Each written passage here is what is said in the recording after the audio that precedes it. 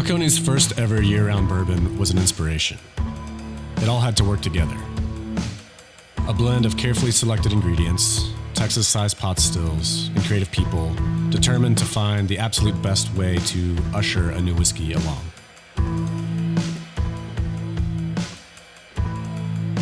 When you discover how it pairs with a meaningful moment, suddenly the feeling of drinking great whiskey becomes a whole lot more.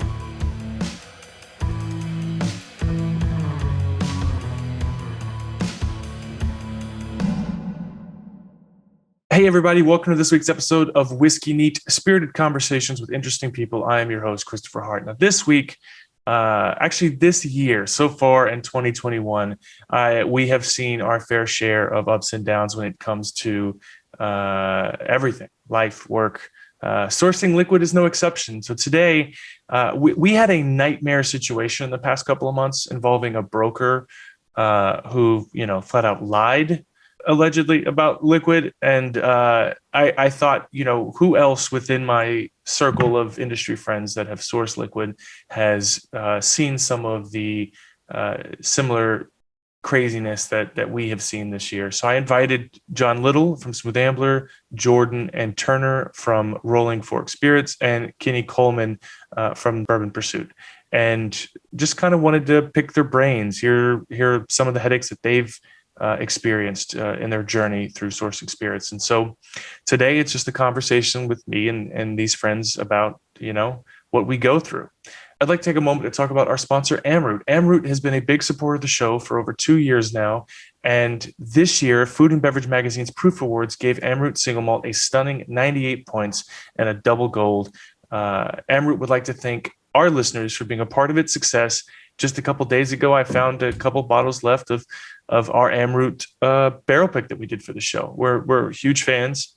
If you're a high proof Scotch drinker, it's really hard. It's really hard to beat Amrut. So without further ado, please welcome John Little from Smooth Ambler, Kenny Coleman from Bourbon Pursuit and the Pursuit series, as well as Turner and Jordan from Rolling Fork.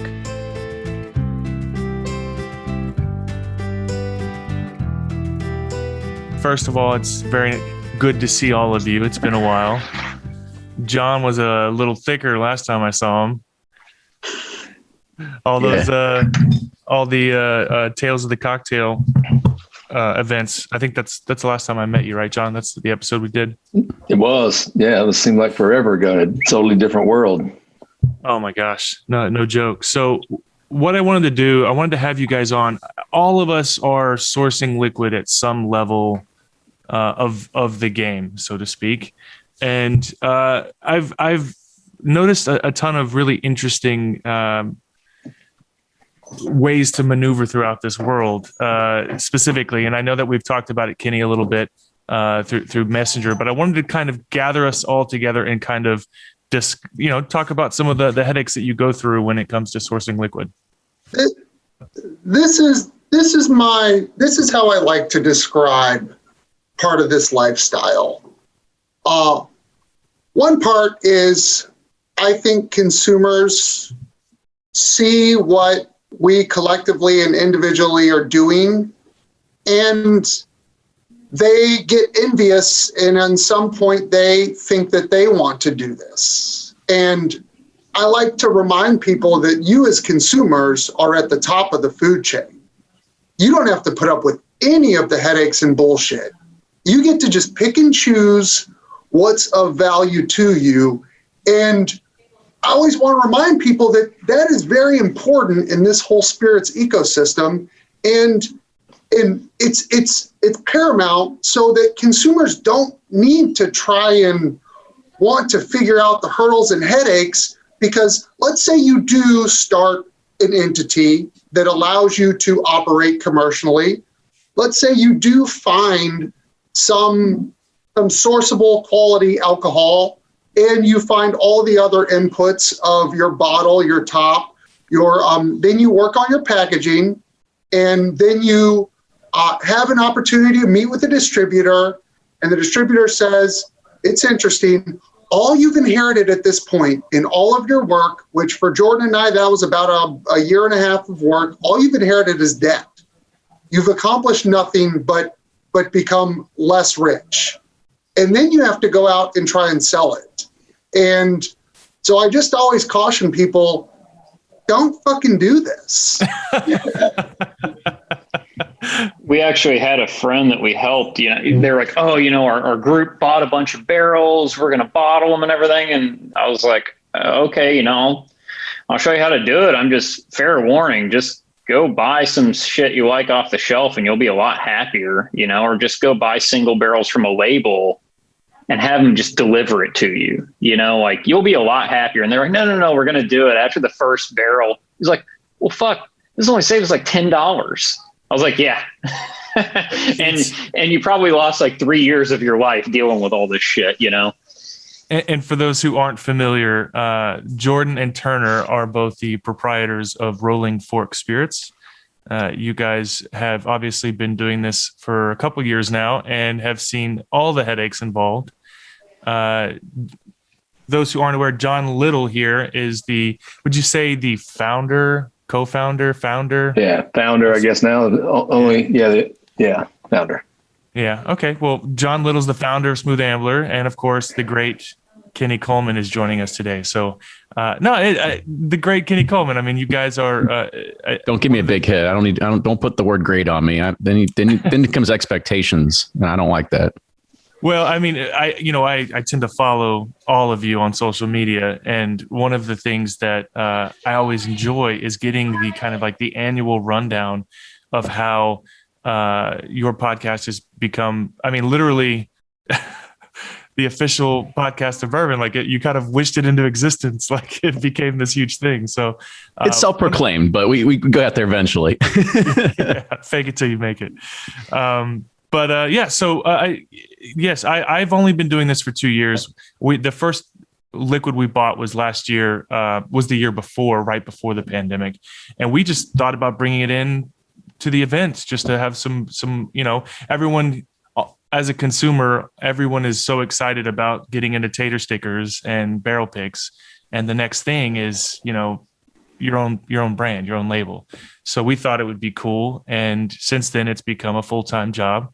And I do look to everyone on the call right now as both inspiration, but also, I've reached out to Jordan and Turner a couple times, especially with customs. It's been a complete nightmare just trying to do anything. Yeah. The import game is even, there's really like a few levels, right? It's like fucking playing the dungeons on like Zelda or something, right? Like first they're sourcing when it's domestic, right?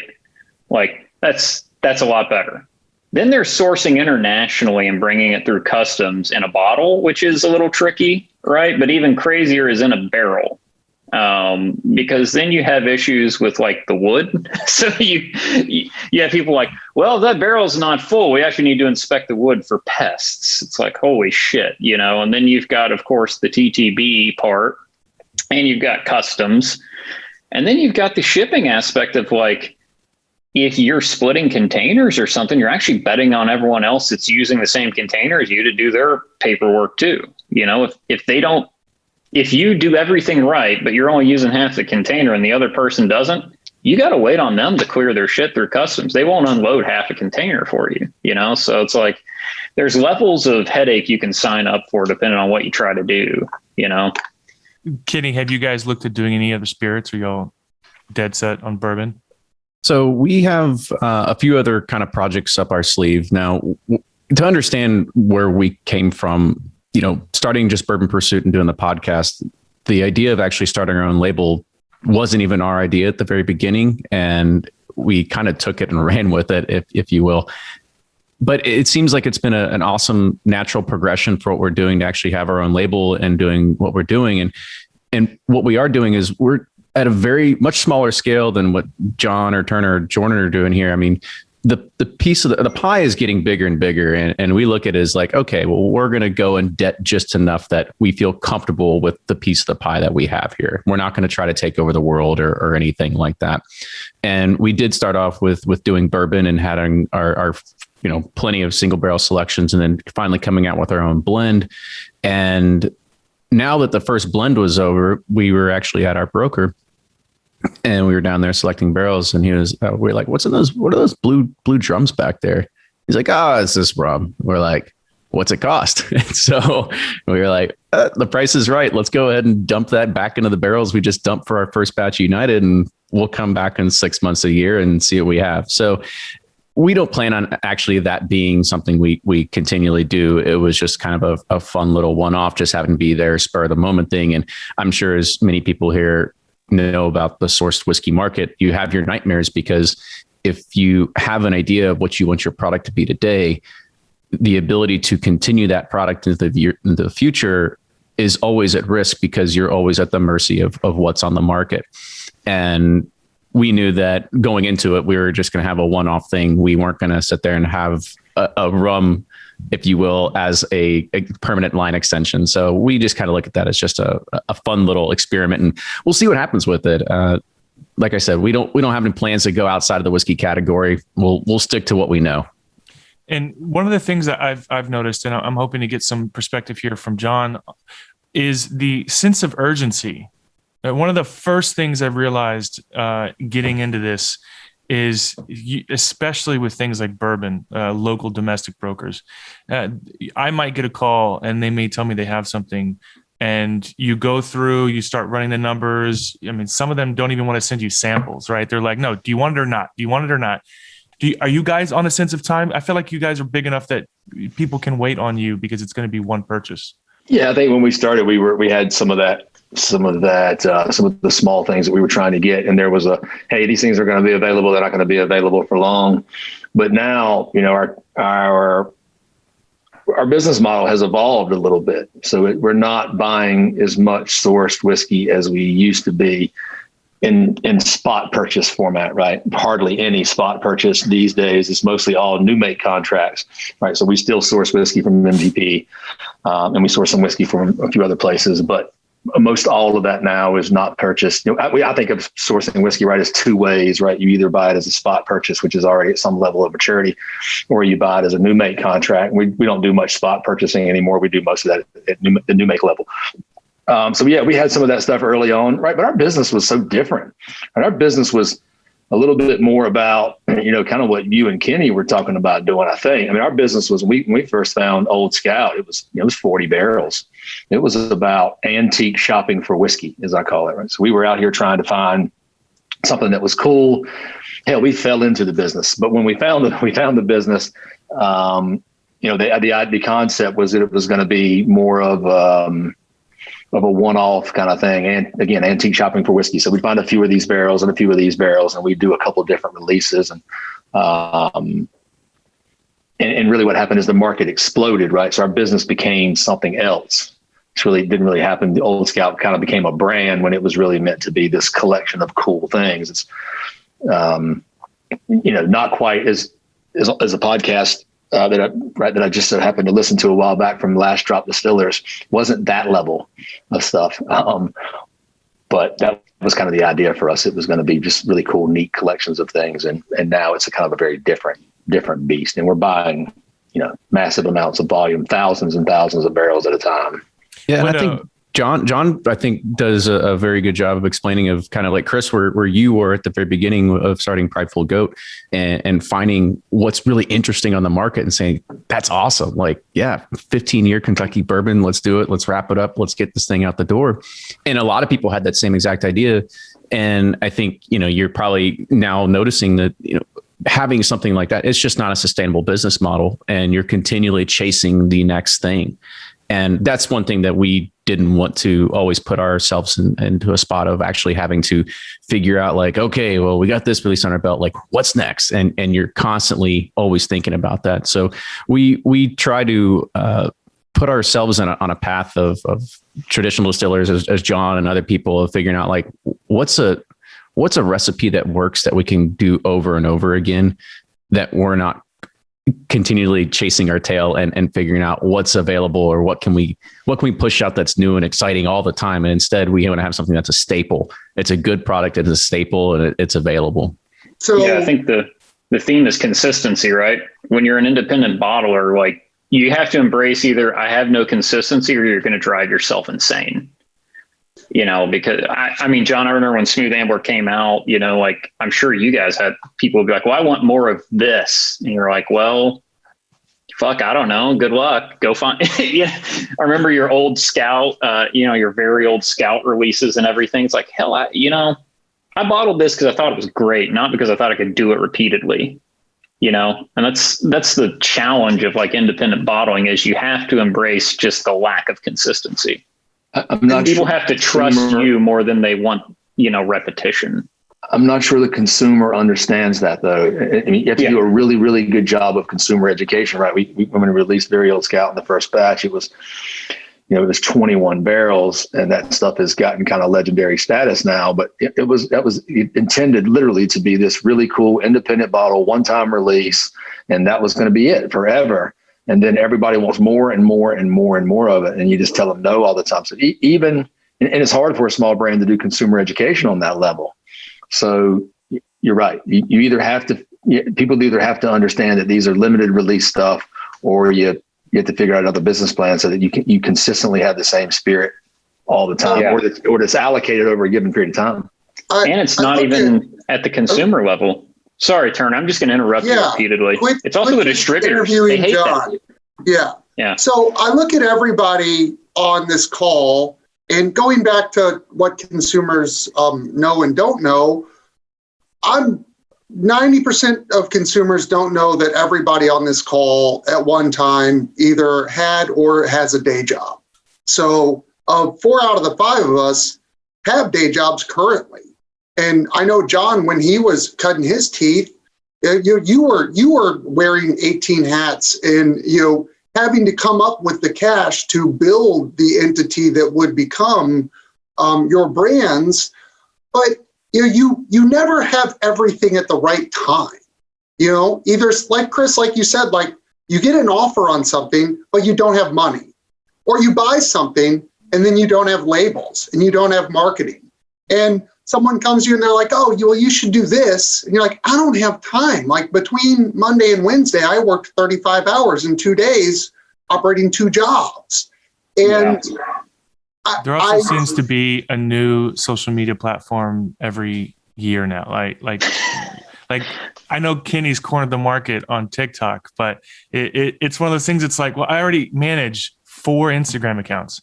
I don't want to manage another Instagram account. And that's just Instagram, right? God forbid you've got to also run TikTok and the next, Grindr or whatever the app is. That's the next big thing. I'll let you take care of Grindr. How about that? We'll just run Bottler, right? And we'll just all get on there and show independent bottles and then cry to ourselves, right? Like that'll be the thing. Now, before I interrupted Turner, because he's a asshole, right? It was to Turner's point. It's always like when you're first getting started, I always tell people, me and Turner we're always one or the other. It's the on-off switch. We have a lot of rum and no money, or a lot of money and no rum. We never have both at the same time, And so the thing we've learned is like, you have to be picky. You can't do everything you want to do. Like the types of spirits people, especially when we first started, when there weren't a lot of people really in the indie game, like we got offered all kinds of crazy shit, I still don't think there's a lot of, that being said, I don't think there's not that many people out there doing what you two are doing. True.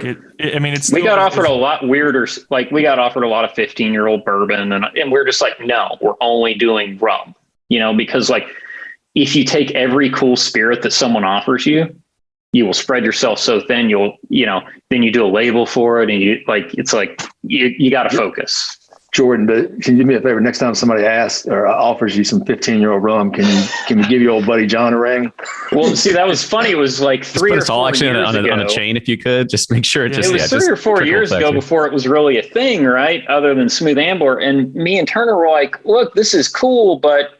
This is Barton. I'd have to sell this for like $200 a bottle to make money at it. I just don't think I can do that. And then like 6 months later, someone was selling Barton for $200 a bottle. And I was like, well, fuck, maybe I could have done that, Let's talk about that for a minute. One of the things that, one of my favorite things that we took away from our last conversation, John, is we discussed the secondary market. And you said, look, if I sell you a car for $5,000 and you go around and you sell it the next day for $10,000, that's fine. That's okay. But if I keep selling you a car for $5,000 and you keep flipping it for $10,000. So one of the things that I suffer from greatly during all this is what you just mentioned. Every time we look at liquid and it's anywhere remotely like has to be 150 or plus, I'm like, I can't do it. I don't feel like I've earned that price point, even if the liquid is deserving of it. But when Smoke Wagon does it or when Smooth Ambler does it, it's like, okay, we can justify it because there's a consistency there. But we've got some cognac coming in, and it's going to be too expensive to send through the 3-tier system. And so we'll do it distillery only and keep the price down. And it's one of those things that, like, how do you justify? I mean, one of the most beautiful things you guys did was that older release, that was it, the Lost Barrel? Lost Casks. Yeah. We had $300 retail, and I was like, I don't think this is going to sell, but it was kind of like our line in the sand. Like, you want really nice shit, here's what it costs, we didn't even make that much off of it, but we were like, this is awesome. It's probably be some of the nicest stuff we ever bottle. Let's do it. Here's a funny story. So we wanted to do that, and Jordan and I were working on the name, and we like just in general, we're just like, okay, these are harder to find, rarer quality barrels that we might not be able to get our hands on consistently. And so we just came up with the name Lost Cask. And then they went on market, and the first thing anyone ever did was just shit on the name. It's like, oh, it's another orphan barrel. Oh, it's like, no, we would message people, be like, no, like, this is why we named it. Like, we're sorry, we fucked up again. Like, this is ruined. But I just stopped caring. I was like, hey, if this really bothers you, don't buy it. Like, I get it.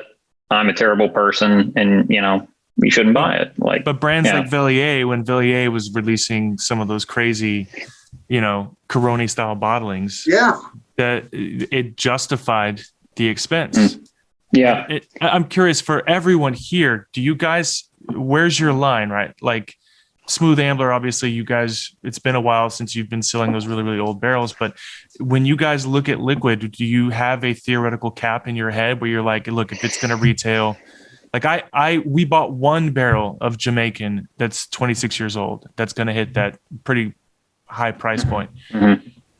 And I'm terrified. I feel like I shouldn't have bought it at all. It's not going to sell. My theory is only do it like when you know it's a slam dunk, right? And you can't base that on age. You can't base that on distillery. You got to base it on is it amazing or is it not? If there's any part of your mind where you're like, yeah, but don't do it, because that yeah, but will be the thing that when it gets on the market, people will open it, they'll try it, and they will shit all over you for it, So we turned down a lot of what some people would probably charge $500, $600 a bottle for, because I knew if somebody opened it, drank it, they'd be like, this is shit for $600. Right. At 300, the 22 years we did, I was like, this is some of my favorite rum I've ever had.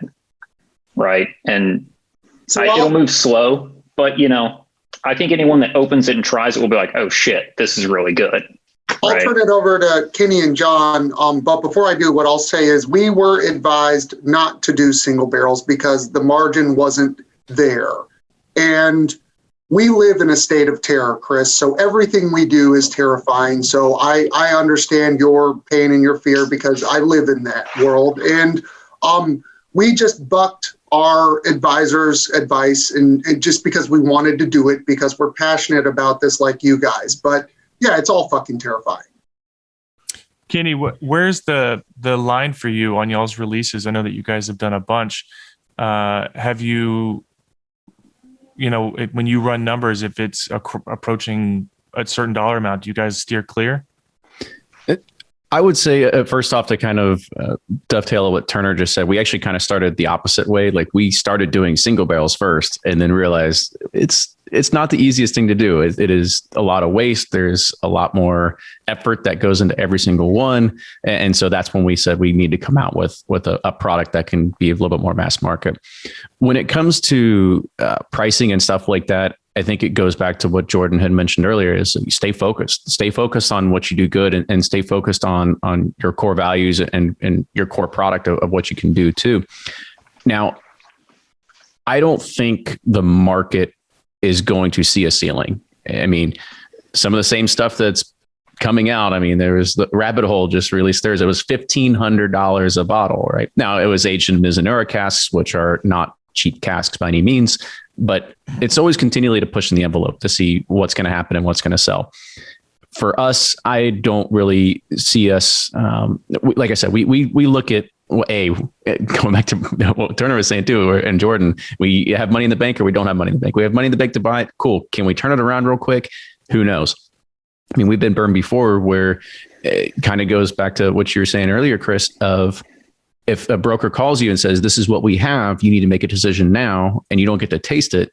And we've done that before, and we've bought 4 barrels and then we got them and we're like, these are terrible. They're too young. We bought them at 4 years old. Now they're getting to 6 and 7 and they're starting to turn, but still at 4 years, they just weren't there. And so we felt like we made a big mistake. And I don't think we're going to make that mistake again, because now we have an idea of really what we want to focus our products on. And the other thing about what we do, and is if we find a barrel that we do like, and we do this still for our single barrel programs, is that we still give first access to the community that supports us through the podcast. You know, that's what we give to our VIPs, if you will. And I'm sure many other people sort of have those clubs, if you will, with inside of their distilleries that they give first access to people. And so we try to do that too. And most of the time, if it's a barrel that people really want, it's going to sell out through there. And we're fine with that. It's just kind of one of the perks of helping support everything that we do.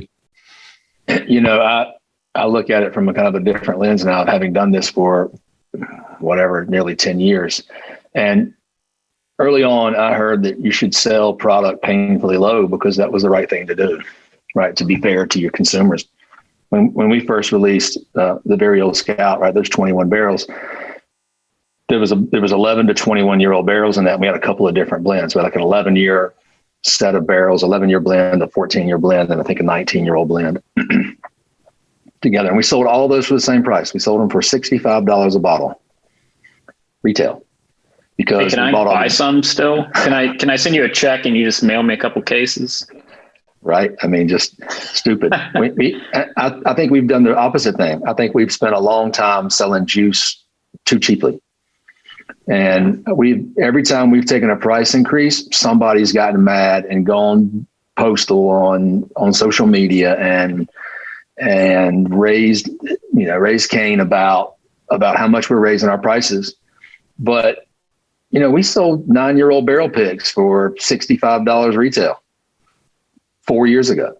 We sell 14-year-old very old Scout out of the distilleries. The most expensive thing we sell right now is $300 a bottle, and 12-year-old single barrel rye for $175 or $225 a bottle now out of the gift shop. And I see people now selling. I see other distilleries selling 5-6-year-old single barrel stuff for $95 or $125. And I just think, man, what have we done? Right. And it's, again, we've always tried to be, I'm not somebody, I wear blue jeans and a t-shirt every day of my life, right. For the most part.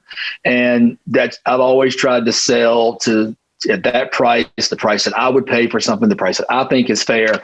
But the reality of it is so many times we did that. We sold bottles. We had a bottle one time that we were selling for maybe $165 was at the gift shop. It went out. We had a party the night before. Somebody bought it at the release that Saturday morning, walked out, put it on the table that was still on the lawn from the party the night before, posted a picture of it and sold it for $400. So a guy never left the property, and we took all the risk. Our employees, our bottling staff, we did all the work. We took all the risk. We made $175 total. They made $235. It's crazy to me, right? And you can't. That was the analogy you talked about earlier, Chris. You can't keep doing that. And as much as we want to be fair and to do things for the right price, I now look at the market and say, what does the market think this is worth? And even that's a failed exercise, right? You have a 9-year-old single barrel, let's say you sell it for whatever. Here's a great example. 13-year-old MGP. We sell it for $175 a bottle at the gift shop. 13-year-old Tennessee distillate that we had, We sold for $65 a bottle on it. Everybody kept saying it's not as good as the 13-year-old MGP. It's not as good, and it gets shit on social media, right? Yeah, we didn't think it was as good. That's why one is $65 a bottle and the other is $175 a bottle. But it doesn't matter. It doesn't matter because you put something out that's 13 years old and it's got to hold a standard. So it's a very confusing thing to be in, to try to guess what somebody's going to get right. Are they willing to pay a bunch more money for it? Are they going to complain about the money for it? Are they going to complain about the quality and the price doesn't matter? And so you're in this scenario where you can't win. And I think if any of us are in watching social media and relying on just social media and just those reactions, you're not going to make everybody happy. You have to do what you think is fair and quality for the liquid that's in there. You have to feel like you're doing what's right for the juice in the bottle. And that's what you have to do, I think. That's where we're holding it. So yeah, you can't, I mean, like the feedback on social media, you just can't. Like if you do, you'll just eat yourself like, oh, this should, I don't want to pay $2.99 a bottle. Well, shit, I don't either, but that's what it costs to get a 22-year-old barrel of rum, that's probably changed hands 4 or 5 times. Everyone's charged a premium on it. I thought it was exceptional rum. I wanted to offer it once, I don't think I'll ever do it again, but I thought it was amazing. Sure. And if you go on social media, they're like, well, I want it at 100. Yeah, me too. Everyone would drink this, but that's not to say their opinions don't matter, because they all matter. I mean, they're the people driving the product, right? So you can't not listen to them. It's just so hard for us because you can't win. No, you can't internalize. We only have to be able to look at ourselves and say we're doing what we believe is the right thing to do. Right. And when you're talking about $1,500 bottles of stuff, I don't know. Is that the right thing to do? If people are willing to pay it, I have this one thing that's like, hey man, that's capitalism. Sometimes I just think, really, is that right? Do you need to make $900 a bottle on everything? Whatever that is. I don't know the answer to it. I remember being outraged, like genuinely incensed when Booker's Rye came out for $300. And now I would go back in a heartbeat and shut up about it. Right. I mean, like I remember Whistlepig just a few years ago, you'd give them a hard time about being $70. It was too expensive for 10-year-old Canadian rye. And now Alberta just released something that was 6 years old for the same price, $75, that Alberta Premium Reserve. I don't know. It's one of those things that over time, our expectations of what bottles should cost is slowly changing. And in part, it has, to do with brands like Kentucky Owl and other people creating this new, where everything is automatically going to be $150 to $200 if it's, double digit. Those Boone County picks, those old MGP picks, $150. I think they even went up to $175 by the time they were done. Well, I feel that we all can agree that the bourbon category as a whole has probably been undervalued for far too long. And you can thank the Jim Beams, the Heaven Hills of the world for creating a product that is a very low dollar entry gateway into the category. And that kind of sparked the renaissance of what we're all seeing now. And even the heritage distilleries are now starting to take a note of what's happening in what the market and what it's willing to bear. And they're either pulling off products and rebranding, relabeling, and figuring out how do they start capitalizing on it. But we also have to keep in perspective that bourbon is still very, very accessible in price, even at $1,500 a bottle compared to what else is out there in whiskey world, right? I mean, when you're looking at, high age scotches and all this other kind of stuff, like I know we talk a lot about like Pappy 23, the index, it just keeps getting higher and higher and higher. But there's some people out there with a lot fatter pockets than us that $3,000, that's it. That's all it's a cost. I mean, that's the reality of what it is. And I think that we're not going to see the envelope. It's going to continue to get pushed further and further. I don't think it's going to slow down, and we just have to continually price our products along with the market and what it's willing to bear, and back to what John said, of what we think is a fair price of what we'd be able to pay. Now, you don't want to undersell. You got to learn to say no. If something's not at the price that you can get behind, the other thing I learned is just say no. Yeah, the hell, because when you're an indie bottler, the only thing you have is your brand. trust in your brand, you know? And so we're pretty upfront. We're small. We're two guys with day jobs. We're not the most cost-effective option, right? But what we deliver is we deliver variety and quality, you know, at the fairest price we can muster. But, you know, that's very different than like a large facility with their own bottling line, you know, cranking through millions of proof gallons a year. We're not at that scale. Right. And I'm not there either. And I think as you know, we're probably all on the same page as well of just making sure you're comfortable with your margins. If you're comfortable with your margins and you can build something that's sustainable off of it, then that's great. But you're not going to be able to rip off a customer and repeatedly. And repeatedly. You may get them once. You may get them once, but they won't come back. You know? Yeah. And that goes back to it's the same ideology behind celebrity brands. Like you can launch a brand off celebrity, but if it's too expensive or it's just not good, you can't sustain a brand off celebrity. And that's the same concept. I mean, it's got to be good. The liquid has to be good. How has the sourced spirits game changed over the last few years? And what are the biggest red flags now? Like what's the biggest headaches? Like I've noticed that there are far more brokers out there than I thought, and no one wants to tell you the broker that, you know, that they found some liquid at that isn't well known. That's not your Tome or your, you know, whoever. I feel like this entire industry is a lot more guarded now than they were just a couple of years ago. We source some new make. Or some spot purchase stuff, but mostly new make now, right? Because we had that problem of buying all this spot purchase, not being able to maintain consistently aged product or consistent. You know, I didn't think the product was inconsistent. I mean, be able to consistently get the same age product or something that was just under there that was soon to be that age and be able to deliver that into the bottle. I thought what was in the bottle was consistent from batch to batch. But now we do most everything through new make contracts because the brand has gotten to the size where that's kind of what's required. But I'm still out there shopping. I'm still more interested in that maybe than Pernod is, right? I still like the idea of going out there and antique shopping for whiskey. I would love to find 12 and 15-year-old juice and to be able to find something that's really, really interesting to put a blend. We love blending. So I would love to find, you know, 2 or 3 different bourbons and to bring them into the house and to create some sort of special recipe. So it didn't feel like we were just, you know, buying something from one big heritage distillery and putting it in a bottle and calling it something else, right? People think we do that with Old Scout. I think it's much more involved with that than that, which kind of goes all the way back to Jordan's and Turner's comment about, you know, why can't I just do this one? Have at it, man.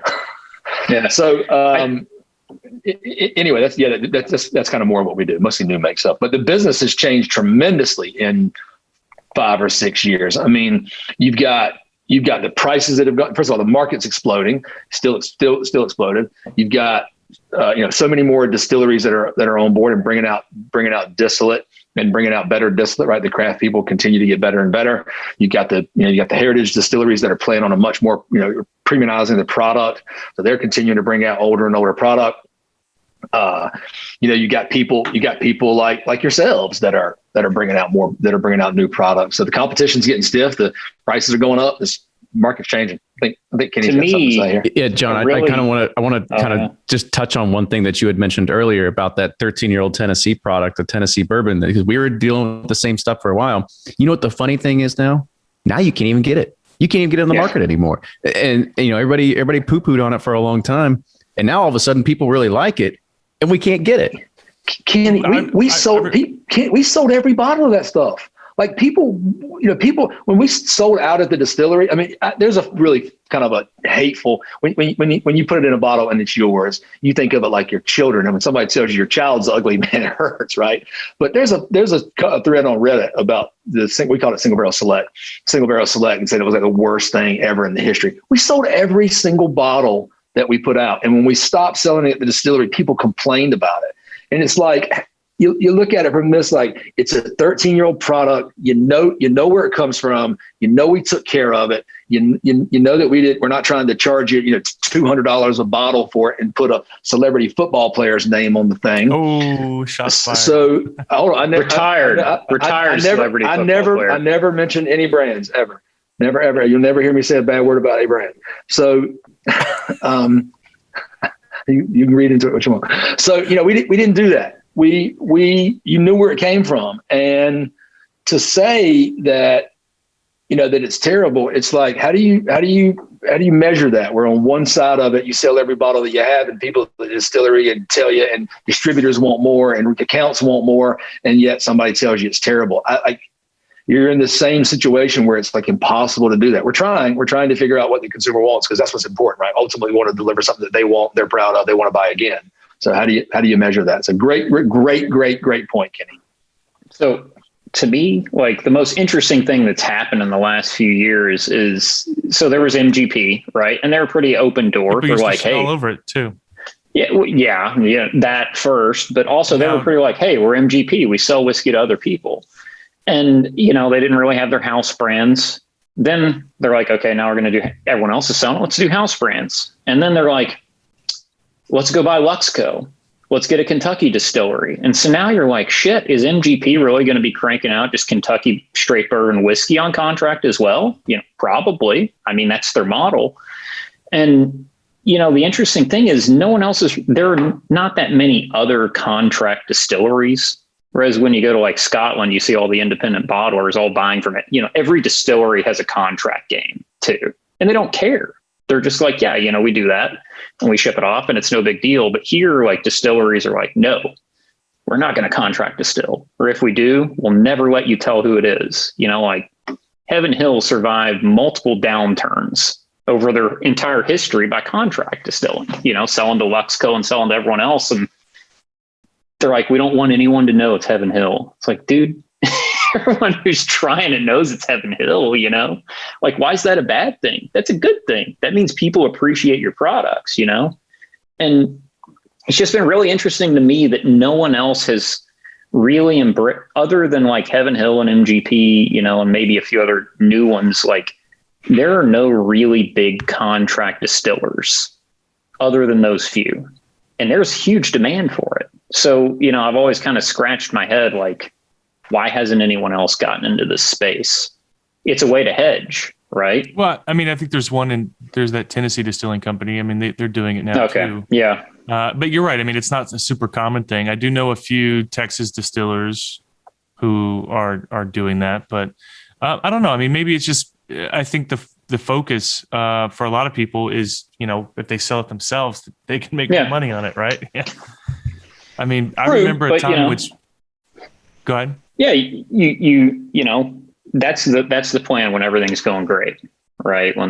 But the guys that survived all the bust cycles, they came out the best on the other end, were getting money up front too. They were hedging their bets. They're kind of spreading out their, obviously selling all your stuff at your margin is ideal, right? But like getting that guaranteed cash flow coming in early on new make contracts and everything is the way a lot of distilleries survived, the 80s, the 70s, sure. The clear vodka run. Like there's something to be said for guaranteed cash flow up front too, to keep your operation afloat, And so it's been a curiosity to me. And if you look at Scotch distilleries, that's why they do it.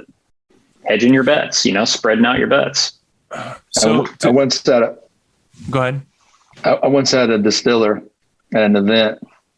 I won't name who it is, but tell the crowd that they would never put a source product, put their name on a source product ever.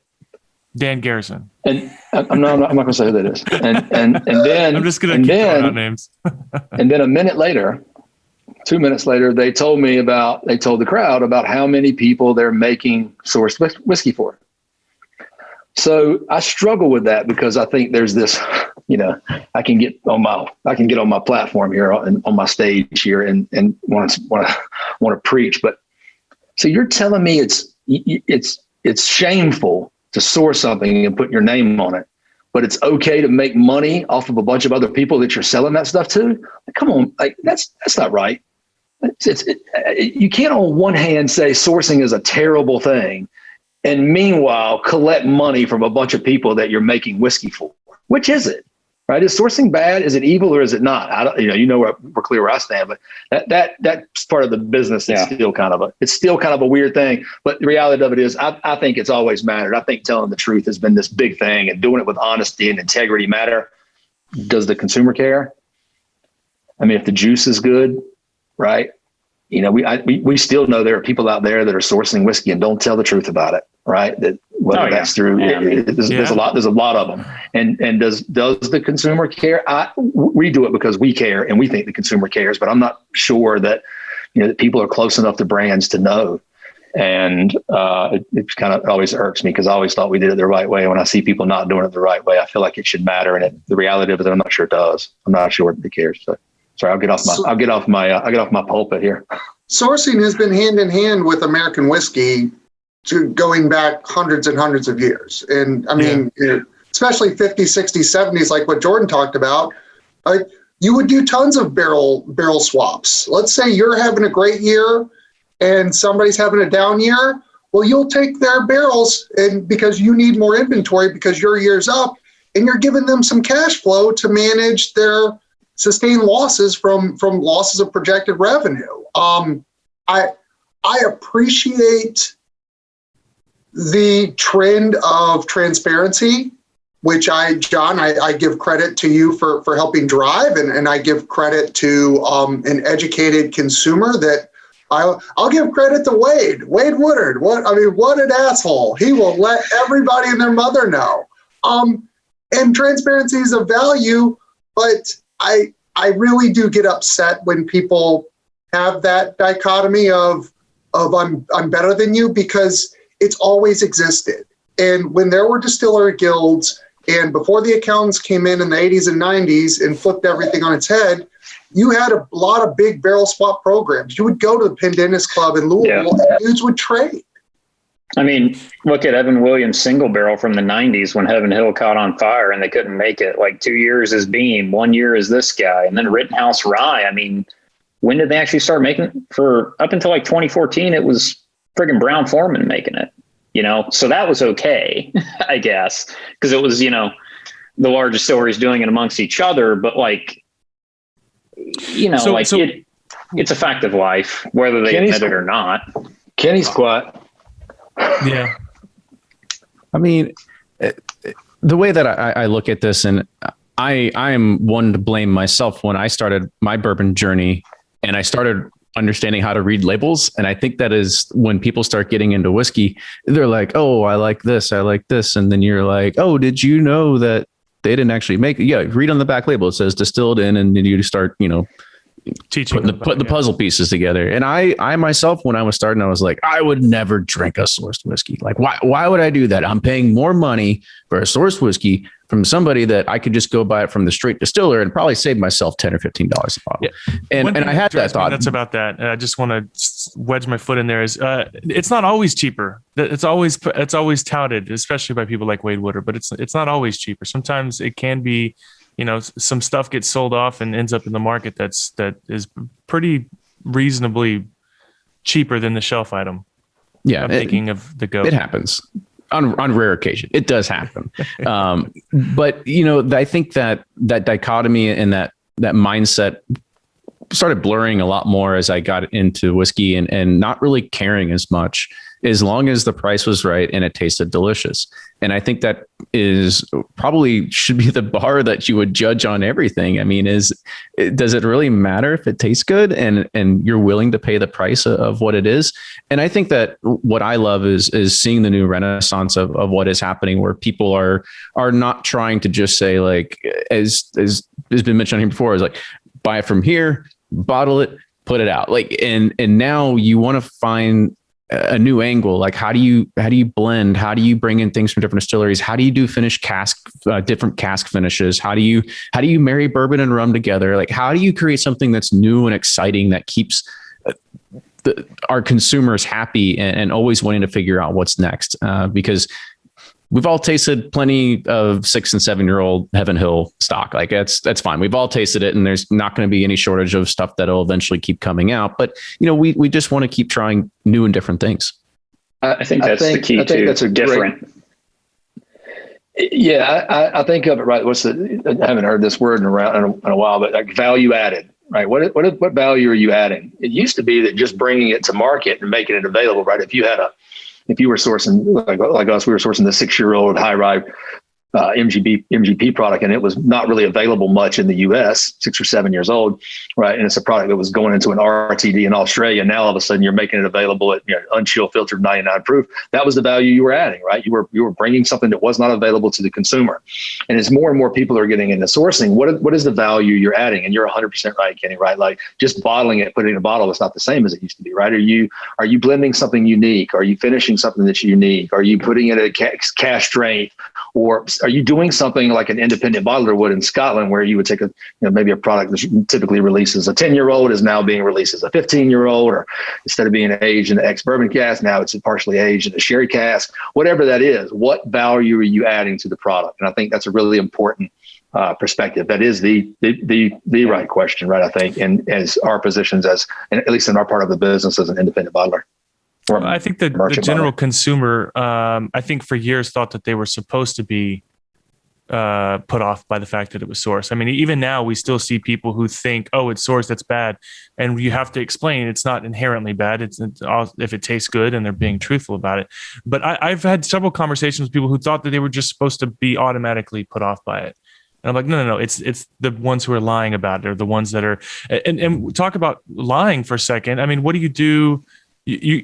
We buy liquid from other people, right? So what if those people are lying about the liquid? We had this issue this month where we had got found, this legacy distiller. I told John a little bit about it, and I'm trying to be very careful with it. But me and Randall, we found this broker that said they had 300,000 proof gallons of 10-year-old Kentucky liquid available at a crazy price. And by the time the deal was done, everything had changed every step of the way. The moment we said we wanted it, they said, "Oh, well, most of it's already gone. Someone beat you to it, right?" And then we've got 85,000 gallons left. And it's like a used car salesman, isn't it? Every time, right? So we said we wanted it. Money went to escrow, and while it was there, we found out that they had lied and that it was actually corn whiskey. And we're like, well, no, we don't want it. But so how do you? But go ahead, Chris. Similar experience. And I don't know if you've experienced in your rum endeavors, but rum is a much more vast and sorted brokerage. And so when we started looking to source rum in 2014. We'd have these conversations with brokers where you say, I want single origin, single distillation, no additives. And you say that, and then they come back and they say, I got exactly what you want. I got this blend from 3 origins. It has some caramel and it tastes like Eldorado 12 year.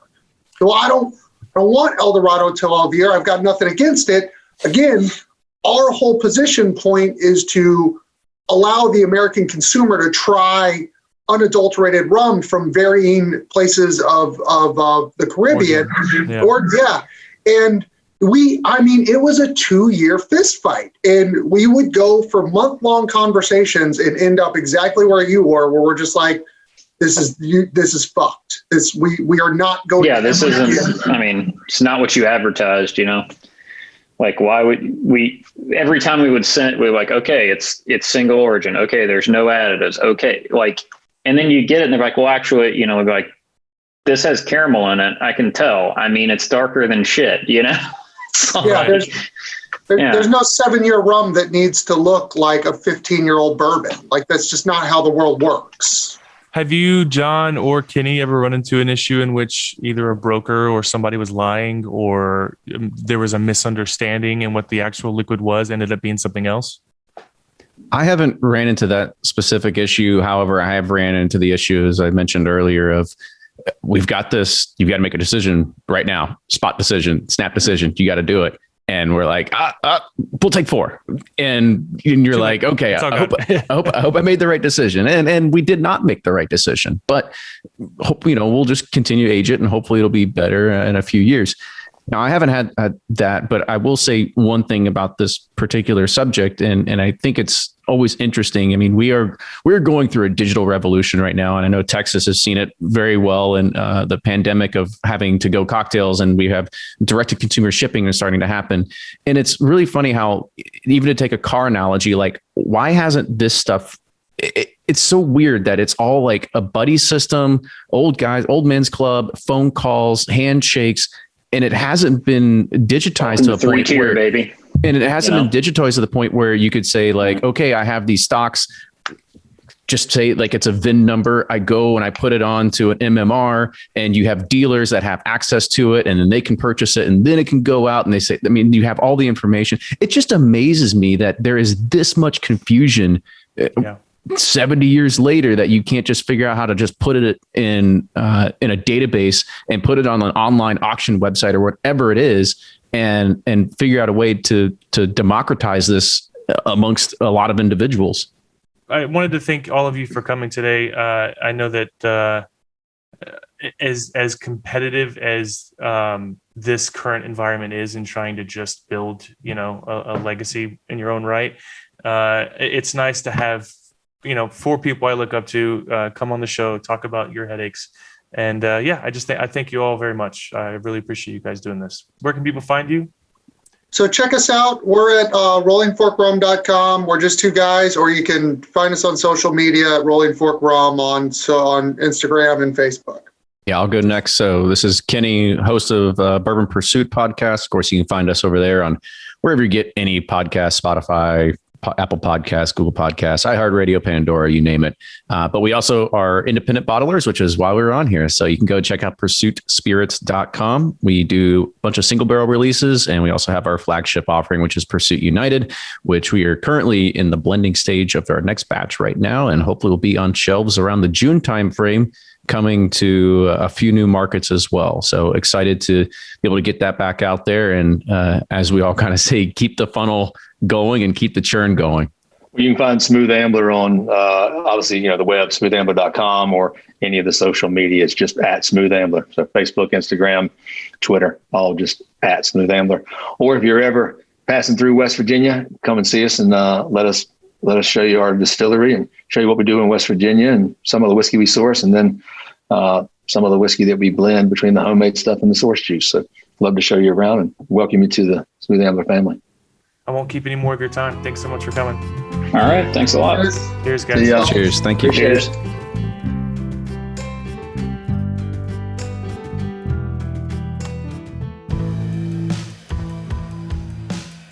Balcones' first ever year-round bourbon was an inspiration. It all had to work together. A blend of carefully selected ingredients, Texas-sized pot stills, and creative people determined to find the absolute best way to usher a new whiskey along.